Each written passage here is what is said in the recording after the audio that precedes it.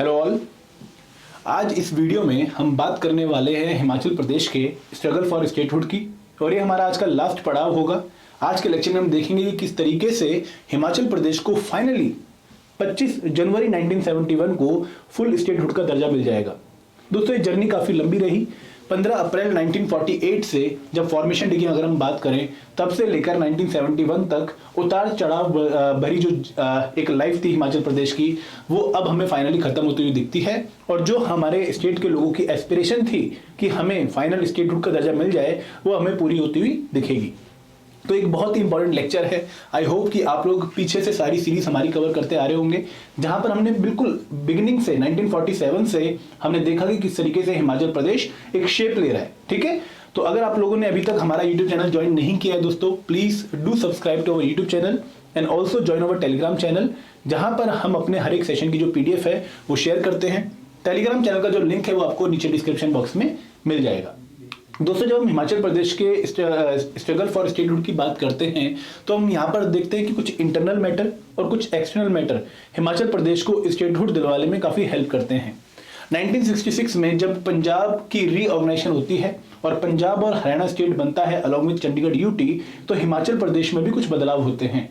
हिमाचल प्रदेश में अब तक 6 डिस्ट्रिक्ट थे 1966 से पहले, अब 4 नए डिस्ट्रिक्ट ऐड होते हैं, कांगड़ा, कुल्लू, शिमला एंड लाहौल स्पीति। और उसके बाद हिमाचल प्रदेश का साइज जो है वो कंसिडरेबली बढ़ जाता है। अब हिमाचल प्रदेश में एक 60 elected member plus 3 nominated member की काउंसिल होती है, जिसमें मल्टी मेंबर मिनिस्ट्री बनाई जाती है, और फरवरी 1967 में इसका इलेक्शन होता है। अगर हम हिमाचल प्रदेश से पहले जितने भी हमारे देश में स्टेट रीऑर्गेनाइजेशन कमीशन बने हैं उनकी रिकमेंडेशंस की बात करें, तो वहां पर ऐसा बोला गया था कि किसी एक एरिया को, किसी यूनियन टेरिटरी को अगर हमने स्टेटहुड का दर्जा देना है तो उसको मल्टीपल कंडीशंस फॉलो करनी होंगी। मतलब क्या कि अगर मान लो एक यूनियन टेरिटरी है और वो स्टेट बनना चाहती है, तो कुछ कंडीशंस उसको सेटिफाई करनी पड़ेंगी। फॉर एग्जांपल कि वहां पर एडमिनिस्ट्रेटिव वायबिलिटी होनी चाहिए, एक सफिशिएंट अमाउंट ऑफ पॉपुलेशन होनी चाहिए, काफी अच्छा एरिया होना चाहिए, बड़ा एरिया होना चाहिए, कंटिन्यूअस आपकी एक कंटिग्यूटी होनी चाहिए कि मतलब सारे रीजन एक साथ हों। ऐसा ना हो कि एक एरिया यहाँ पर है, दूसरा वहां पर है, तीसरा वहां पर है, बीच में कोई और स्टेट आ रहा है, ऐसा ना हो। तो अब ये सारी डिमांड हिमाचल फुलफिल करता हुआ दिखेगा। जब पंजाब रीऑर्गेनाइजेशन होती है तो कांगड़ा, कुल्लू और लाहौल स्पीति और शिमला के आने से हिमाचल प्रदेश अब एक पूरा कंटिन्यूअस रीजन बन जाएगा, पूरा एक कंपैक्ट हिमाचल प्रदेश बन जाएगा। ऐसा नहीं है कि बीच में कोई गैप है या बीच में कोई और स्टेट आ रहा है। तो इसके बाद जो हिमाचल प्रदेश के पॉलिटिकल मेंबर हैं या जो लोग हैं, ये अब जो डिमांड है स्टेटहुड की, इसको और पुरजोर तरीके से पेश करना शुरू कर देंगे। और ये जो डिमांड है अब काफ़ी वायबल हो जाएगी। अब इनके पीछे लॉजिक है कि हमारा देखो साइज भी काफ़ी बड़ा है, हमारी पॉपुलेशन भी काफ़ी ज़्यादा है, हमारी एडमिनिस्ट्रेटिव वायबिलिटी है, हम फाइनेंशियली सेल्फ सफिशिएंट भी हैं, और हमारा जो एरिया है वो कंटिन्यूअस एरिया है। तो अब तो हमें प्लीज़ आप स्टेटहुड का दर्जा दे दो। अब जो ये डिमांड है ये सेंटर के पास लेकर जाई जाएगी। सेंटर के पास अपनी डिमांड जब पेश करेंगे तो उसको पेश करने से पहले हिमाचल प्रदेश की असेंबली में हमें कुछ एक्टिविटीज देखने को मिलेंगी। देखिए, जो हिमाचल प्रदेश की असेंबली है, जहां पर हमें 63 मेंबर देखने को मिल रहे हैं, यहां पर 24 जनवरी 1968 को एक रेजोल्यूशन पास की जाएगी, जहां पर ये डिमांड की जाएगी कि अब हिमाचल प्रदेश को एक फुल स्टेटहुड का दर्जा दे दो। तो हिमाचल प्रदेश की असेंबली में सबसे पहले एक रेजोल्यूशन पास होती है, कब? 24 जनवरी 1968 को। इसके साथ साथ एक नेगोशिएटिंग कमेटी बनाई जाती है। इस कमेटी का पर्पस क्या है कि दिल्ली जाएगी और दिल्ली में जो सेंटर के डिफरेंट मिनिस्टर्स हैं उनसे बातचीत करेगी, होम मिनिस्ट्री से बातचीत करेगी और कोशिश करेगी कि वहां पर लोगों को ये परसुएड करे कि हमें एक हिमाचल प्रदेश जो है हमारा, उसको स्टेटहुड का दर्जा दे दो। तो ये जो नेगोशिएटिंग कमेटी बनाई जाएगी हिमाचल प्रदेश असेंबली के द्वारा, इसकी हेड होंगी प्रोफेसर तपिंदर कौर, और इनको बोला जाएगा कि आप सेंटर जाइए और वहां पर नेगोशिएट करिए। अब यहां पर आप देख रहे हैं कि दोनों तरीके से कोशिश की जा रही है। एक विद इन हिमाचल प्रदेश आपकी कोशिश कर रहे हैं स्टेटहुड को दर्जा दिलवाने के लिए, और इसके साथ साथ सेंटर में दिल्ली में जाकर भी कोशिश की जा रही है। अब दोस्तों, होता क्या है कि जब दिल्ली में कोशिश की जाती है तो वहां पर जो कोशिश है पहले वो होम मिनिस्ट्री में की जाती है, यूनियन होम मिनिस्ट्री में, क्योंकि जितनी भी आपकी यूनियन टेरिटरीज हैं वो यूनियन होम मिनिस्ट्री के अंडर आती हैं। और होम मिनिस्ट्री के कॉरिडोर्स में कोशिश ये की जाती है कि हम यहाँ पर जो होम मिनिस्ट्री के मेंबर हैं उनको परसुएड कर पाए कि देखो हमें प्लीज स्टेटहुड का दर्जा दे दो। लेकिन जो होम मिनिस्ट्री है ये अपनी जो कंट्रोल है यूनियन टेरिटरीज के ऊपर, इसको छोड़ना नहीं चाहती है। उसके पास कुछ गिनी चुनी यूनियन टेरिटरी हैं और उनको भी वो अगर अपने हाथों से निकाल दे तो उसकी जो कंट्रोल है वो कम हो जाएगी। तो वो कोशिश करती है कि वो इन डिमांड्स को ना सुने या इन डिमांड्स को फुलफिल ना होने दे। तो इसके बाद डॉक्टर वाई.एस. परमार एक डिफरेंट रूट फॉलो करते हैं। डॉक्टर वाई.एस. परमार कहते हैं कि अब हम यूनियन होम मिनिस्ट्री में ज्यादा डिमांड नहीं करेंगे, वहां पर हमारी डिमांड नहीं सुनी जा रही है, हम पार्लियामेंट को अपना मेन चैनल बनाते हैं। क्योंकि डॉक्टर वाई.एस. परमार जानते हैं कि पार्लियामेंट की यूटिलिटी काफी ज्यादा है, तो वो पार्लियामेंट में डिमांड पेश करना शुरू करते हैं regarding the statehood for Himachal Pradesh. और पार्लियामेंट में वो बहुत सारी प्राइवेट रेजोल्यूशंस लेके आते हैं। Private member resolution I hope आप समझते होंगे, ये वो रेजोल्यूशन होती हैं जो कि एक ऐसे एमपी के द्वारा लाई जाती हैं जो कि मिनिस्टर नहीं है। फॉर एग्जाम्पल अगर हम इस टाइम बात करें तो राहुल गांधी जी जैसे, तो राहुल गांधी जी एक मिनिस्टर नहीं है, लेकिन वो मेंबर ऑफ पार्लियामेंट है, इसलिए उनको एक प्राइवेट मेंबर बोला जाएगा। तो अगर वो कोई रेजोल्यूशन लेकर आते हैं तो उनको प्राइवेट मेंबर रेजोल्यूशन बोला जाएगा। अगर शशि थरूर कोई रेजोल्यूशन लेकर आते हैं, क्योंकि वो एक एमपी है बट वो मिनिस्टर नहीं है, इसलिए उनको प्राइवेट मेंबर रेजोल्यूशन बोला जाएगा। ठीक है, तो ऐसी बहुत सारी रेजोल्यूशन आती हैं पार्लियामेंट में, जहां पर जो जितनी भी पार्टीज हैं उनका समर्थन लेने के लिए इन रेजोल्यूशन को लेकर आया जाता है, ताकि उन पार्टीज का समर्थन लेने के बाद हम फाइनली जब एक बिल लेकर आए तो ये पार्टीज हमारा सपोर्ट करें। तो ये रेजोल्यूशन को काफी ज्यादा अप्रूवल मिलता है, सभी पार्टीज इसको सपोर्ट करती हैं कि हाँ अब हिमाचल प्रदेश सारी कंडीशन फुलफिल कर रहा है, तो इसको स्टेटहुड का दर्जा दे देते हैं।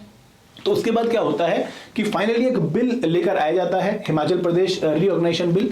तो इस हिमाचल प्रदेश का जो बिल है, इसको इसमें बेसिकली जो ग्रांट है स्टेटहुड की उसको देने के लिए ये बिल आया है। एक मिनट,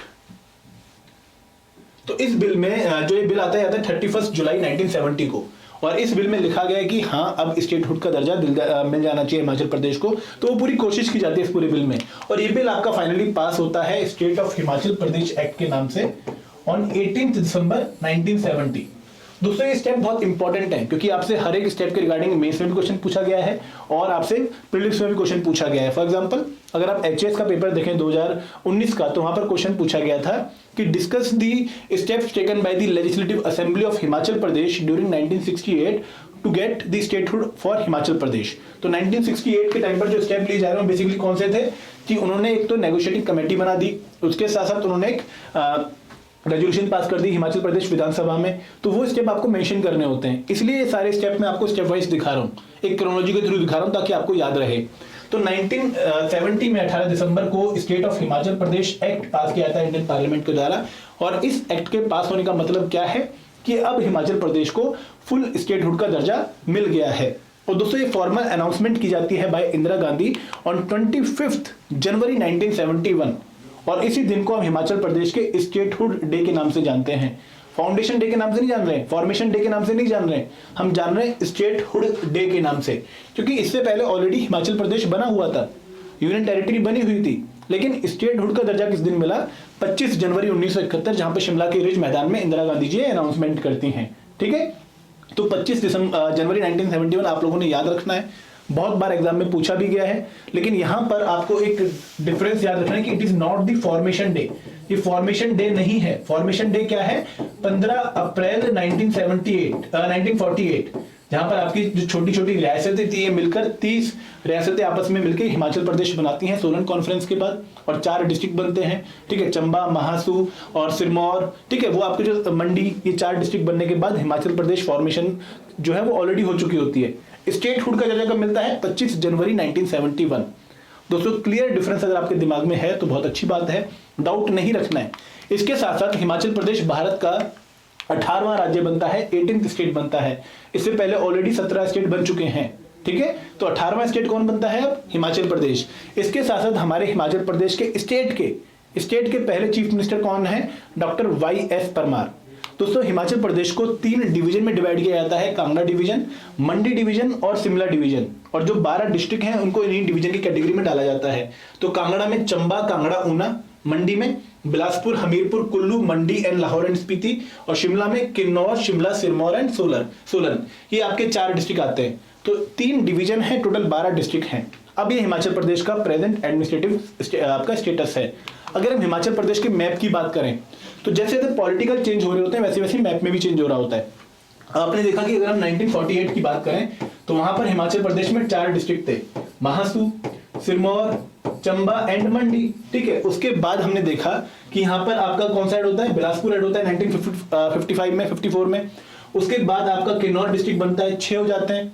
1966 में जब पंजाब बनता है उस टाइम इसमें 4 डिस्ट्रिक्ट और नए आते हैं। कौन कौन सा? शिमला आता है, कांगड़ा आता है, कुल्लू आता है, लाहौर एंड स्पीति आता है। अब जब 1972 की अगर हम बात करें तो यहाँ पर थोड़ा सा पॉलिटिकल मैप में चेंज होता है। 1972 में बेसिकली होता क्या है कि जो महासू डिस्ट्रिक्ट है, अभी तक महासू डिस्ट्रिक्ट का कुछ पार्ट शिमला डिस्ट्रिक्ट में भेज दिया जाता है और जो बाकी पार्ट बचता है उसको नाम दे दिया जाता है सोलन का। ठीक है, तो सोलन डिस्ट्रिक्ट जो है वो महासू डिस्ट्रिक्ट का ही मॉडिफाइड फॉर्म है, लेकिन एरिया कुछ कम है। इसके साथ साथ जो हमारी कांगड़ा डिवीजन है, कांगड़ा जो डिस्ट्रिक्ट था बहुत बड़ा, जो कि हमें बेसिकली कहां से मिला था? पंजाब रीऑर्गेनाइजेशन के बाद मिला था। तो ये जो कांगड़ा डिस्ट्रिक्ट है पहले काफी बड़ा होता था, लेकिन इसके बाद इसमें से 2 तहसील अलग करके डिस्ट्रिक्ट बना दिए गए, ऊना एंड हमीरपुर। तो हमें 1972 में बेसिकली हिमाचल प्रदेश में अब 12 डिस्ट्रिक्ट देखने को मिलेंगे, जो अभी के भी 12 डिस्ट्रिक्ट हैं। महासू का नाम चेंज करके सोलन कर दिया गया और जो कांगड़ा डिस्ट्रिक्ट है इसमें से 2 तहसील निकालकर ऊना और हमीरपुर डिस्ट्रिक्ट बना दिए गए। तो जो प्रेजेंट पॉलिटिकल मैप है हिमाचल प्रदेश का, जिसका एरिया लगभग 55,000 स्क्वायर किलोमीटर है, ये आपको इस फॉर्म में देखने को मिलता है। तो यहां पर अभी तक हमने क्या कवर कर लिया, मैं आपको एक ब्रीफ हिस्ट्री दे देता हूं। हमने 1948 से हिमाचल की फॉर्मेशन से लेकर हिमाचल में किस तरीके से डिस्ट्रिक्ट बनते आए, ठीक है, किस तरीके से नए नए डिस्ट्रिक्ट ऐड होते आए और किस किस तरीके से पुराने डिस्ट्रिक्ट्स को मर्ज किया गया, वो हमने कवर किया। फिर हमने पूरी पॉलिटिकल हिस्ट्री कवर करी कि किस तरीके से हिमाचल प्रदेश में सबसे पहले यूनियन टेरिटरी का स्टेटस मिलता है, पार्ट सी स्टेट का स्टेटस मिलता है। फिर 1956 में कोशिश की जाती है कि हमें स्टेटहुड मिल जाए, लेकिन नहीं मिलता है। फिर हमें एक डाउन टर्न देखने को मिलता है जहां पर हमसे सारी पावर छीन ली जाती है, एक टेरिटोरियल काउंसिल को पावर दे दी जाती है। फिर हम कोशिश करते हैं कि हमें कम से कम रिस्पॉन्सिबल गवर्नमेंट तो दे दो, तो 1963 में हमें एक रिस्पॉन्सिबल गवर्नमेंट मिलती है। तो ये स्टेजेस हमारी पूरी चलती रहती हैं, लेकिन फाइनली 25 जनवरी 1971 को हमारी सारी कोशिशें रंग लाती हैं और हमें स्टेटहुड का दर्जा मिल जाता है। यहाँ पर कुछ फैक्चुअल बातें आपको ध्यान में रखनी है। हिमाचल प्रदेश के स्टेट के पहले चीफ मिनिस्टर कौन थे, हिमाचल प्रदेश भारत का कौन सा राज्य बना, हिमाचल प्रदेश का स्टेटहुड डे कौन सा है, हिमाचल प्रदेश का फॉर्मेशन डे कौन सा है, हिमाचल प्रदेश में कौन सा डिस्ट्रिक्ट कब ऐड हुआ। ये क्वेश्चन ऐसे हैं जहां पर एग्जामिनर आपसे गलती करवा सकता है, तो आप लोगों को रेडी रहना है कि मैं वो गलती ना करूं। ठीक है, अब आप लोगों के लिए एक होमवर्क क्वेश्चन है। आई होप कि आपको लेक्चर समझ आया है और आप इस क्वेश्चन का आंसर तुरंत अभी टाइप करके कमेंट सेक्शन में बताएंगे मुझे। Which among the following is the statehood day of Himachal Pradesh? इनमें से कौन सा स्टेटहुड डे है हिमाचल प्रदेश का? 15 अप्रैल 1948, 25 जनवरी 1971, 26 जनवरी 1972 या 25 जनवरी 1970? तो इसका आंसर अभी आपको मुझे बताना है कमेंट सेक्शन में। ठीक है, तो ये था हमारा आज का लेक्चर। आई होप कि आप लोगों को समझ आया होगा। Thank you very much. जय हिंद, जय भारत।